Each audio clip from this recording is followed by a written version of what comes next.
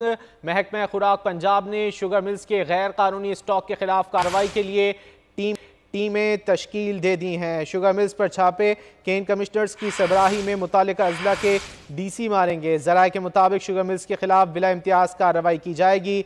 Sugar mills मालिकान से 2 ton चीनी बरामद करने का टास्क मुकर्रर किया गया है। शुगर माफिया के गिर्द घेरा तंग महकमा खुराक पंजाब ने शुगर मिल्स के गैर कानूनी स्टॉक के खिलाफ कार्रवाई के लिए टीमें तश्कील दे दी हैं। मिल्स पर छापे केन कमिश्नर्स की सरबराही में मुतालिका अजला के डीसी मारेंगे। शुगर मिल्स के खिलाफ बिला इम्तियाज कार्रवाई की जाएगी। शुगर मिल्स मालिकान से 2 लाख टन चीनी बरामद करने का टास्क मुकर्रर किया गया है। शुगर माफिया के गिर्द घेरा तंग कर दिया गया है। महकमा पंजाब ने शुगर मिल्स के गैर कानूनी स्टॉक के खिलाफ कार्रवाई के लिए टीमें तश्कील दे दी हैं। मिल्स पर छापे केन कमिश्नर्स की सरबराही में मुतालिका अजला के डीसी मारेंगे। शुगर मिल्स के खिलाफ बिला इम्तियाज कार्रवाई की जाएगी। शुगर मिल्स मालिकान से 2 लाख टन चीनी बरामद करने का टास्क